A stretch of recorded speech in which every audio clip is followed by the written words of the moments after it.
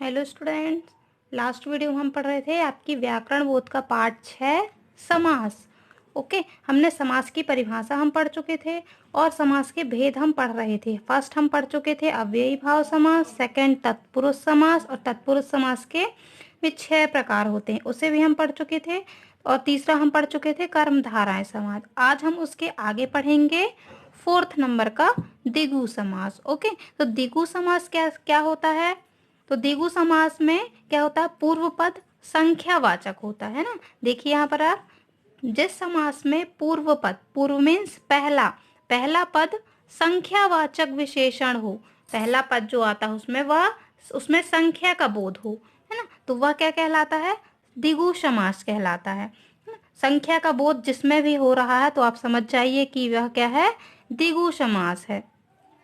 जैसे देखिए त्रिवेणी, त्रिवेणी, ये त्रि आ रहा ना, ये पहला पद जो है ये संख्यावाचक है। त्रि मीन्स त्रिवेणी, है ना, तीन, तीन वेणियों का समूह। फिर है चौराहा, ये चौ आ रहा मतलब चार, राह मीन्स रास्ता, है ना, चार रास्तों का या चार राहों का समाहार।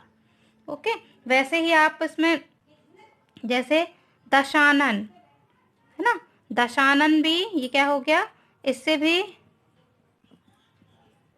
दशानन, तो दशानन ये 10 ये संख्या का बोध हो रहा है ना, मतलब 10 मुख वाला या 10 मुखों का समूह भी बोल सकते हैं, तो इससे हमें संख्या का बोध हो रहा है, तो ये है द्विगु समास। ओके, नेक्स्ट हम पढ़ते हैं द्वंद्व समास। द्वंद्व समास में क्या होता है? जिस समास में दोनों पद प्रधान हो तथा समास करने पर उनके बीच और शब्द का लोप हो जाता है।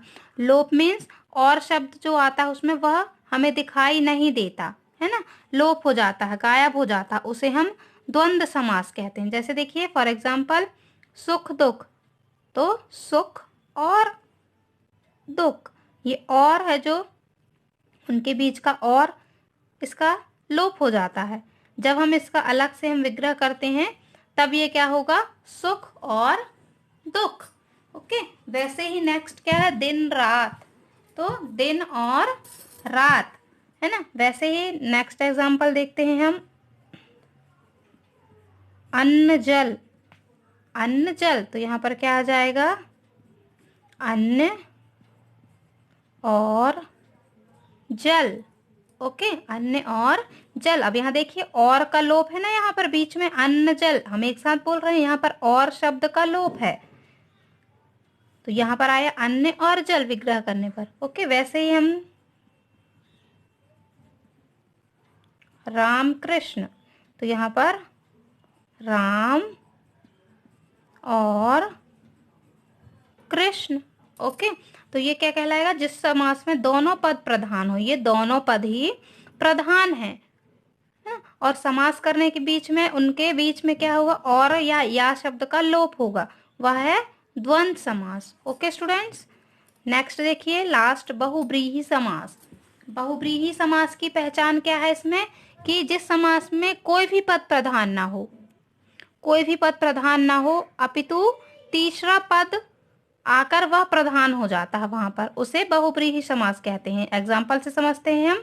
नीलकंठ, नीलकंठ मीन्स नीला है कंठ जिसका, तो ये तो नीला है कंठ जिसका, ये नीलकंठ का अर्थ हो गया, परंतु अर्थात नीलाकंठ किसका है? भगवान शिव।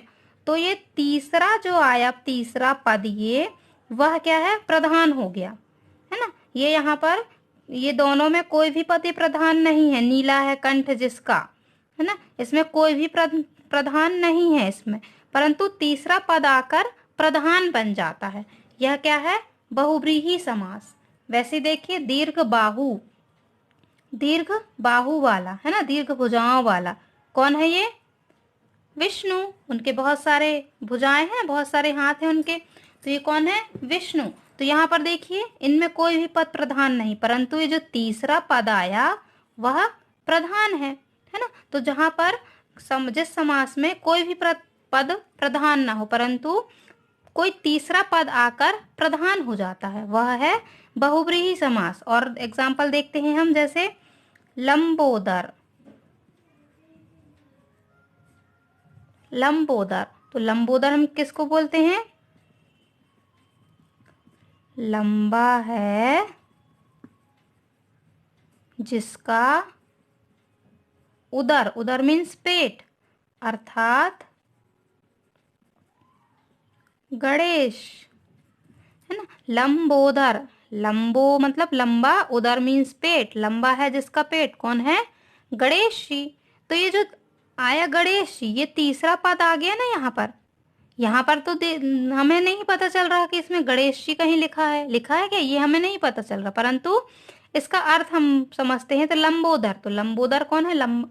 लंबा है जिसका पेट, कौन होता है? वो गणेश जी, है ना। तो हम उन्हें तीसरा पद जो आया है गणेश जी, यह है बहुव्रीहि समास की पहचान इससे होती है। ओके, चलिए नेक्स्ट हम पढ़ते हैं कर्मधाराएं और बहुव्रीहि समास में अंतर। कर्मधाराएं में समस्त पद का एक दूसरे पद का विशेषण होता है, समस्त पद का एक पद दूसरे का विशेषण होता है। इसमें समस्त पद का अर्थ प्रधान होता है, जैसे महावीर, महान वीर। इसके विपरीत बहुव्रीहि समास के दोनों पदों में विशेषण विशेष का संबंध नहीं होता, अपितु वह समस्त पद ही किसी अन्य संज्ञादि का विशेषण होता है। इसके साथ ही इसमें समस्त पद का अर्थ गौण होता है और कोई भिन्नार्थ प्रधान होता है, जैसे महान वीर, महान वीर है जो, अर्थात हनुमान, है ना। कर्मधाराएं समास में क्या होता है कि एक पद, समस्त पद का एक पद दूसरे का विशेषण होता है, मतलब उसकी विशेषता बताता है, परंतु बहुव्रीहि समास में कोई भी पद प्रधान नहीं होता, तीसरा आकर प्रधान बन जाता है, तीसरा पद जो होता है वह प्रधान बन जाता है ना।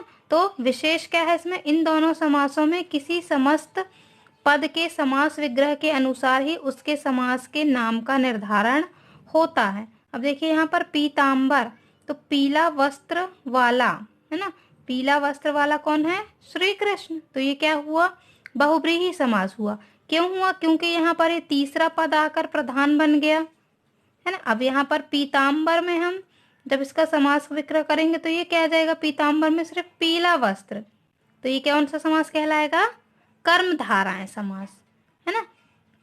इससे हमें क्या पता चल रहा है? कर्मधाराएं समास में समस्त पद जो है एक पद दूसरे का विशेषण है, एक दूसरे की विशेषता बतला रहे हैं ना। वस्त्र कैसा है?